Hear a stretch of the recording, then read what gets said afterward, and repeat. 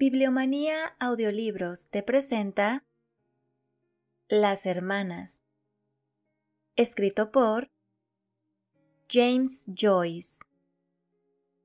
Esta narración forma parte de una colección de 15 relatos cortos llamado Dublineses.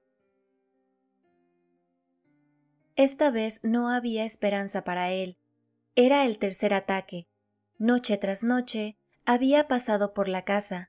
Era tiempo de vacaciones, y estudiado el cuadrado de la ventana iluminado, y noche tras noche lo había encontrado iluminado de la misma manera, tenue y uniformemente.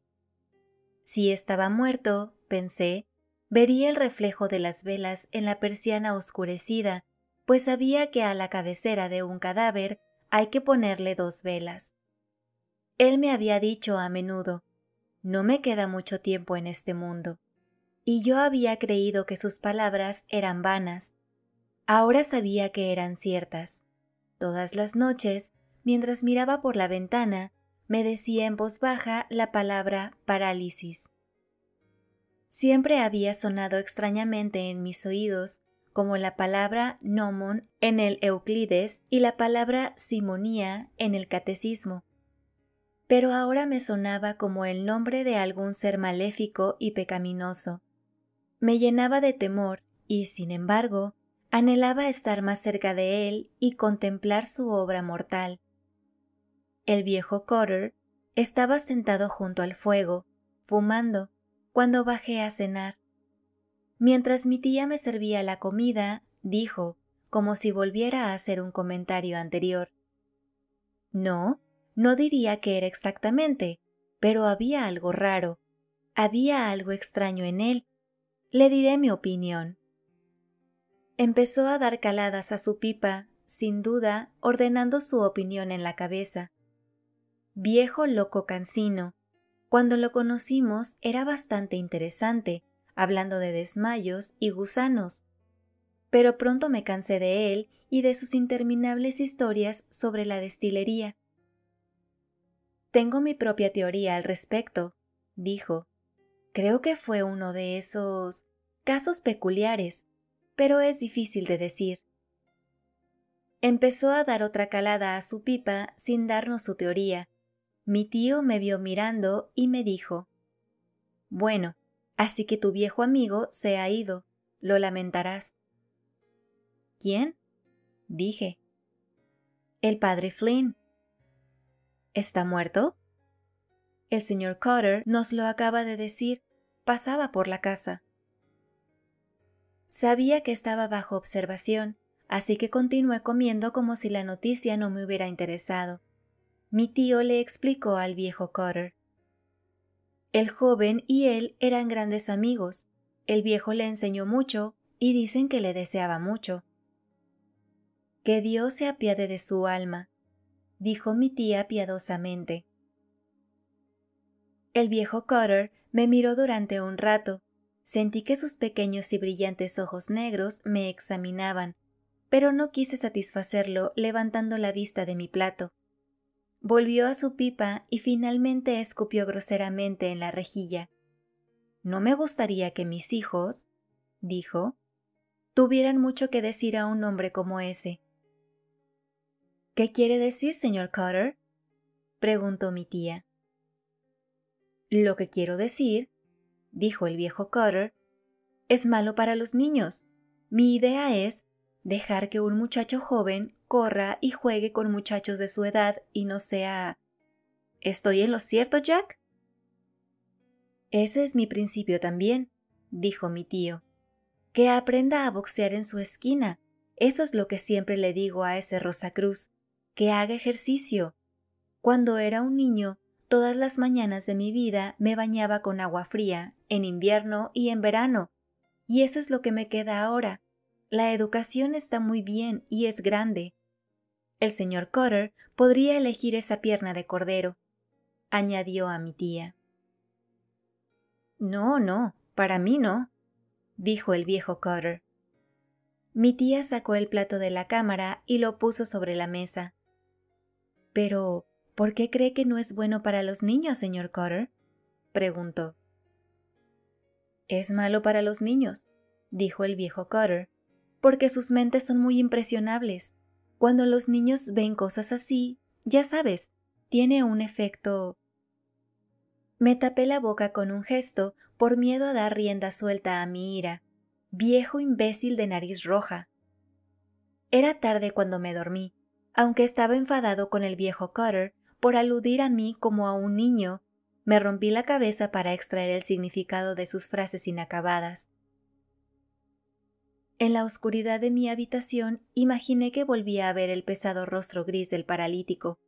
Me tapé la cabeza con las mantas y traté de pensar en la Navidad, pero el rostro gris me seguía, murmuraba, y comprendí que deseaba confesar algo. Sentí que mi alma retrocedía a alguna región placentera y viciosa, y allí la encontré de nuevo esperándome. Comenzó a confesarse con voz murmurante y me pregunté por qué sonreía continuamente y por qué los labios estaban tan húmedos de saliva. Pero entonces recordé que había muerto de parálisis y sentí que yo también sonreía débilmente como para absolver el simoníaco de su pecado. A la mañana siguiente, después del desayuno, bajé a ver la casita de la calle Gran Bretaña.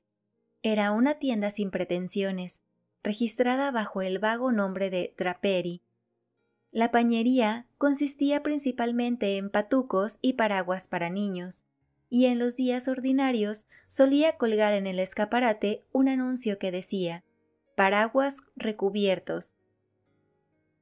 Ahora no se veía ningún aviso porque las persianas estaban subidas. Un ramo de crape estaba atado a la aldaba de la puerta con una cinta. Dos mujeres pobres y un chico de los telegramas estaban leyendo la tarjeta clavada en el crape. Yo también me acerqué y leí. 1 de julio de 1895. El reverendo James Flynn, antes de la iglesia de St. Catherine, en la calle Meath, de 65 años de edad. R.I.P. La lectura de la tarjeta me convenció de que estaba muerto y me inquietó el hecho de encontrarme en jaque. Si no hubiera muerto, habría entrado en la pequeña y oscura habitación que hay detrás de la tienda para encontrarlo sentado en su sillón junto al fuego, casi sofocado en su gran abrigo. Tal vez mi tía me hubiera dado un paquete de tostadas para él. Y este regalo lo hubiera despertado de su aturdimiento.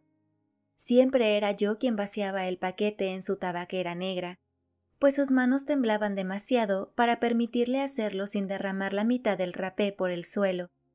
Incluso cuando levantaba su gran y temblorosa mano hacia la nariz, pequeñas nubes de humo se escurrían entre sus dedos por la parte delantera de su abrigo.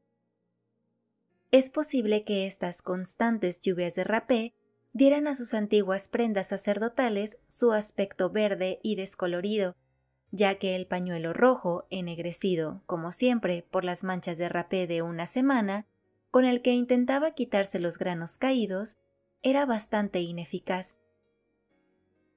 Quise entrar a verlo, pero no tuve el valor de llamar a la puerta. Me alejé lentamente por el lado soleado de la calle, leyendo a mi paso todos los anuncios teatrales de los escaparates. Me pareció extraño que ni yo ni el día pareciéramos estar de luto, y me sentí incluso molesto al descubrir en mí una sensación de libertad, como si me hubiera liberado de algo con su muerte. Me extrañaba esto porque, como había dicho mi tío la noche anterior, él me había enseñado mucho. Había estudiado en el Colegio Irlandés de Roma y me había enseñado a pronunciar correctamente el latín. Me había contado historias sobre las catacumbas y sobre Napoleón Bonaparte, y me había explicado el significado de las diferentes ceremonias de la misa y de las diferentes vestimentas que llevaba el sacerdote. A veces se divertía haciéndome preguntas difíciles, preguntándome qué había que hacer en determinadas circunstancias, o si tales o cuales pecados eran mortales o veniales o solo imperfecciones. Sus preguntas me mostraban cuán complejas y misteriosas eran ciertas instituciones de la Iglesia que yo siempre había considerado como los más simples actos. Los deberes del sacerdote hacia la Eucaristía y hacia el secreto del confesionario me parecían tan serios que me preguntaba cómo alguien había encontrado en sí mismo el valor para emprenderlos, y no me sorprendió cuando me dijo que los padres de la Iglesia habían escrito libros tan gruesos como el directorio de la oficina de correos, y tan estrechamente impresos como los avisos de la ley en el periódico, dilucidando todas esas intrincadas cuestiones. A menudo, cuando pensaba en esto, no podía responder, o solo una respuesta muy tonta y vacilante, ante la cual él solía sonreír y asentir con la cabeza 2 o 3 veces. A veces me hacía repasar las respuestas de la misa que me había hecho aprender de memoria, y mientras yo repetía, él sonreía pensativo y asentía con la cabeza, introduciendo de vez en cuando enormes pellizcos de rapé en cada fosa nasal. Cuando sonreía, descubría sus grandes dientes descoloridos y dejaba la lengua sobre el labio inferior, un hábito que me había hecho sentir incómodo al principio de nuestra relación, antes de que lo conociera bien. Mientras caminaba bajo el sol, recordé las palabras del viejo Cotter y traté de recordar lo que había sucedido después en el sueño. Recordé que me había fijado en unas largas cortinas de terciopelo y en una lámpara oscilante de estilo antiguo.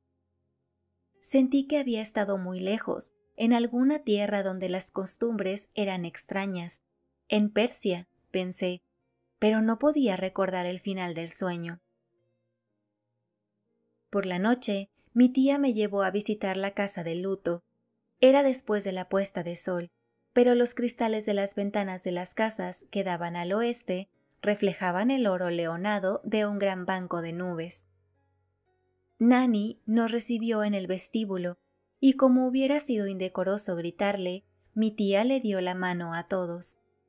La anciana señaló interrogativamente hacia arriba, y ante el asentimiento de mi tía, procedió a subir la estrecha escalera que teníamos delante, con la cabeza inclinada apenas por encima del nivel de la barandilla. En el primer rellano se detuvo y nos hizo una señal alentadora hacia la puerta abierta de la habitación de los muertos. Mi tía entró y la anciana, al ver que yo dudaba en entrar, comenzó a hacerme repetidas señas con la mano. Entré de puntillas. La habitación, a través del extremo de encaje de la persiana, estaba impregnada de una luz dorada y oscura, en medio de la cual las velas parecían pálidas llamas. Había sido atajado. Nanny nos dio la pista y los tres nos arrodillamos a los pies de la cama. Fingí rezar, pero no pude ordenar mis pensamientos porque los murmullos de la anciana me distraían. Me fijé en la torpeza con la que se enganchaba la falda por detrás y en los tacones de sus botas de tela, que estaban pisados hacia un lado. Se me ocurrió que el viejo cura sonreía mientras yacía en su ataúd. Pero no. Cuando nos levantamos y subimos a la cabecera de la cama, vi que no sonreía. Allí yacía, solemne y copioso, revestido como para el altar, con sus grandes manos sosteniendo con holgura un cáliz. Su rostro era muy truculento, gris y macizo, con los orificios nasales negros y cavernosos, y rodeado de un escaso pelaje blanco. Había un fuerte olor en la habitación. Las flores. Nos persignamos y nos alejamos. En la pequeña habitación de abajo encontramos a Elisa sentada en su sillón en estado. Me dirigí a tientas hacia mi silla habitual en el rincón, mientras Nanny iba al aparador y sacaba una jarra de jerez y algunas copas de vino. Las puso sobre la mesa y nos invitó a tomar una copita de vino. Luego, a instancias de su hermana, sirvió el jerez en las copas y nos las pasó. Me presionó para que tomara también unas galletas de nata, pero me negué porque pensé que haría demasiado ruido al comerlas. Ella pareció sentirse algo decepcionada por mi negativa y se dirigió en silencio al sofá, donde se sentó detrás de su hermana. Nadie habló. Todos miramos la chimenea vacía. Mi tía esperó hasta que Elisa firmó y luego dijo: «Ah, bueno, se ha ido a un mundo mejor». Elisa volvió a suspirar e inclinó la cabeza en señal de asentimiento. Mi tía acarició el tallo de su copa de vino antes de dar un pequeño sorbo. «¿Se fue pacíficamente?», preguntó. «Oh, muy tranquilamente, señora», dijo Elisa. «No se podía decir cuándo se le fue el aliento. Tuvo una hermosa muerte. Alabado sea Dios». «¿Y el resto?». «El padre O'Rourke estuvo con él un martes y lo ungió y lo preparó y todo». «¿Lo sabía entonces?». «Estaba bastante resignado». «Parece bastante resignado», dijo mi tía.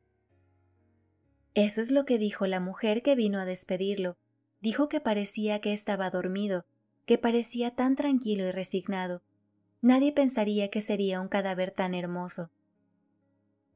«Sí, efectivamente», dijo mi tía. Ella bebió un poco más de su vaso y dijo: «Bueno, señorita Flynn, en todo caso, debe ser un gran consuelo para usted saber que hizo todo lo que pudo por él. Debo decir que ambas fueron muy amables con él». Elisa alisó su vestido sobre sus rodillas. «Ah, pobre James», dijo.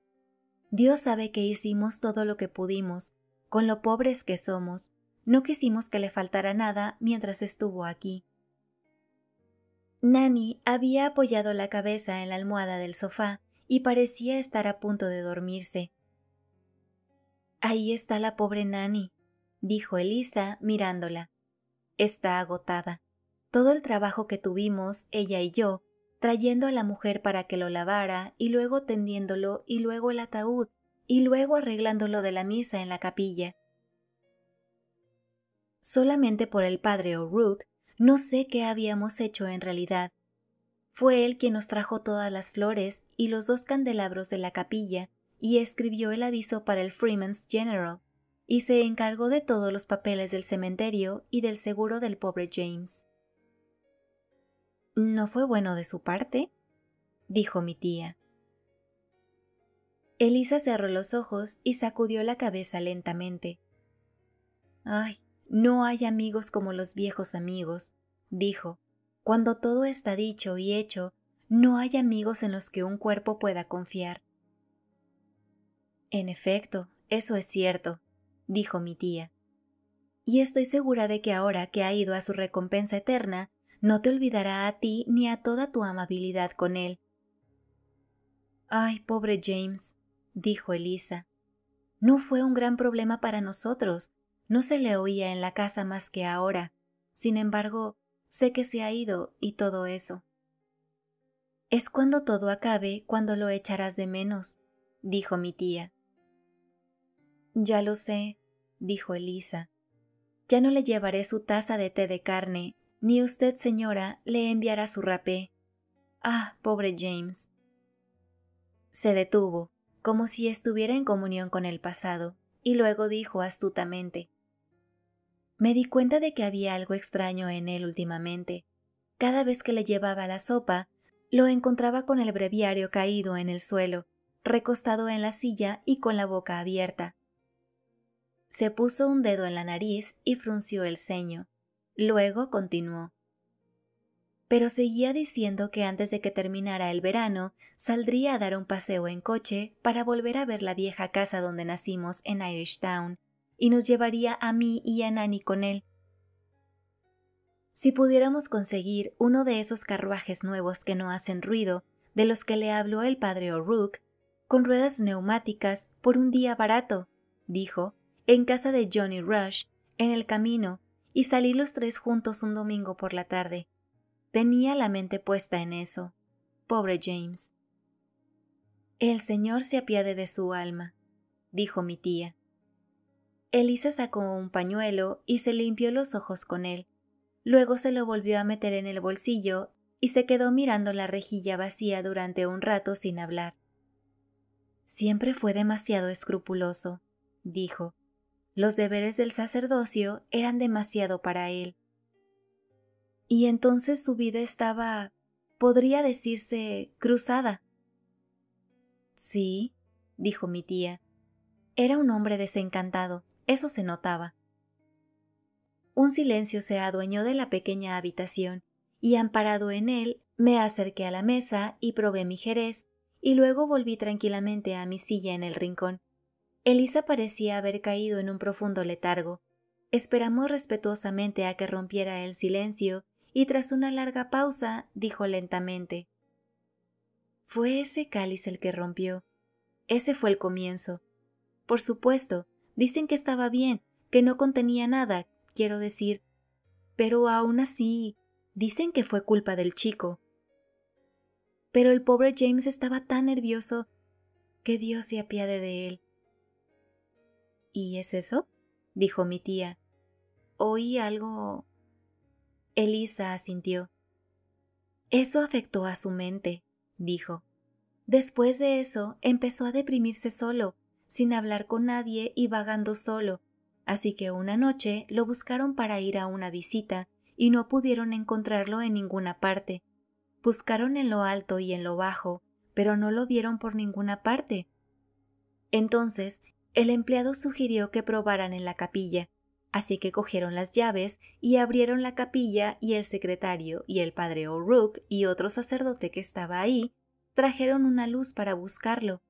¿Y qué crees que era, sino que estaba sentado solo en la oscuridad en su confesionario, bien despierto y riéndose suavemente para sí mismo? Se detuvo de repente como para escuchar. Yo también escuché, pero no se oía nada en la casa, y supe que el viejo sacerdote seguía acostado en su ataúd, tal como lo habíamos visto, solemne y truculento en la muerte, con un cáliz ocioso sobre el pecho. Elisa reanudó, muy despierto y riendo para sí mismo, así que, por supuesto, cuando vieron eso les hizo pensar que había algo mal en él. Fin.